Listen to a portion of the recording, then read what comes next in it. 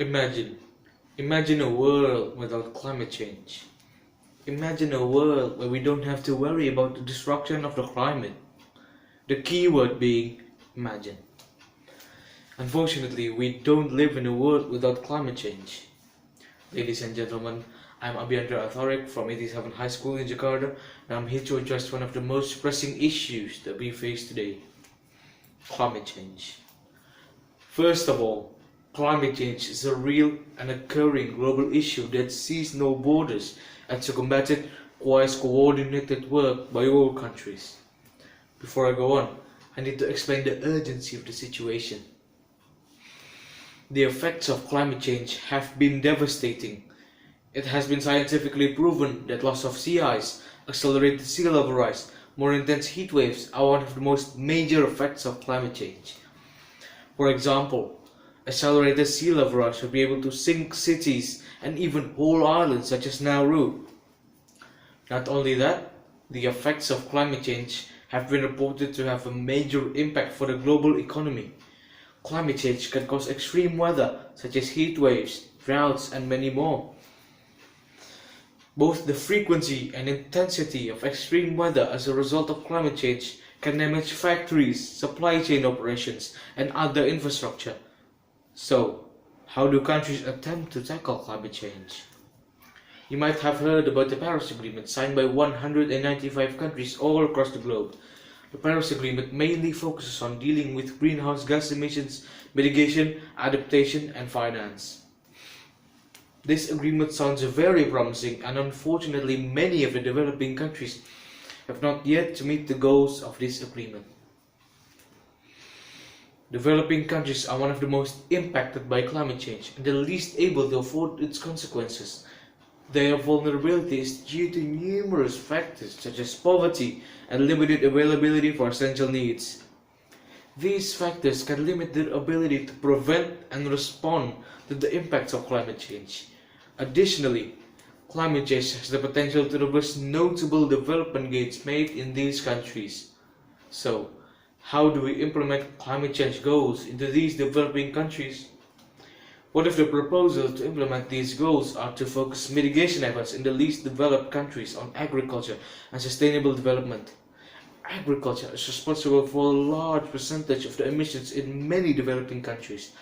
In this sector, there are many options that are beneficial to both reducing poverty and reducing greenhouse gas emissions. For example, improved water and nutrient management could increase production efficiency and reduce the amounts of emissions produced. Which brings me to my next point: carbon tax. A carbon tax is a fee imposed on the burning of carbon-based fuels such as coal, oil, and gas.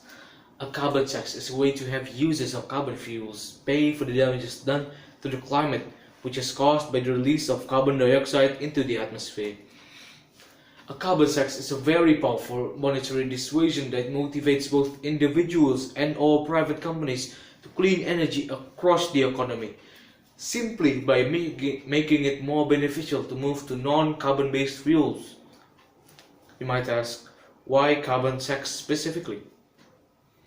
A tax on carbon pollution will create a powerful incentive coercing policymakers and even individuals to reduce carbon emissions through conservation, substitution, and innovation. Currently, the cost of electricity and gasoline reflect little to none of the long-term cost of climate change by burning fossil fuels. Taxing fuels relative to their carbon content will infuse these incentives at the individual's choices, including the use of vehicles, appliances, and many more. While there are other alternatives that have been proposed, developing countries' best interest in dealing with climate change is through carbon tax. The other alternatives include subsidies reforms.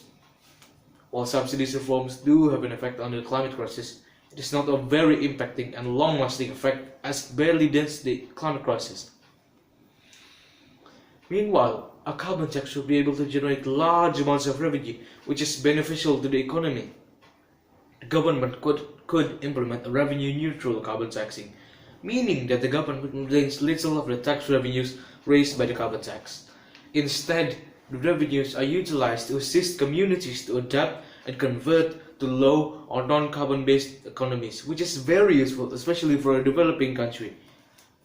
Speaking of the benefits of carbon tax, many developed countries have adopted the idea of carbon tax, such as Canada, the United Kingdom, and even developing countries such as South Africa. Furthermore, the effects of carbon tax have not gone unnoticed in these countries. The United Kingdom reportedly has the total of CO2 emissions down by 7% from 2015 to 2016 alone. Moreover, this report shows that carbon tax has the potential to have a major impact on the climate crisis. Putting a price on carbon is necessary.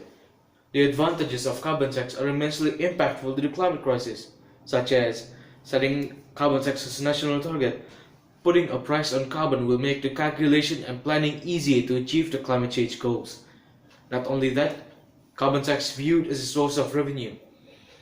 Putting the price on carbon will generate large amounts of revenue and business opportunities that can be used to implement low carbon technologies. And lastly, carbon tax as a trigger for behavior change. By putting a price on carbon, it is likely the price of energy will get higher, thus changing the behavior of the people to be more efficient. These major impacts of carbon tax are actually inviting to be implemented in a developing country such as Indonesia.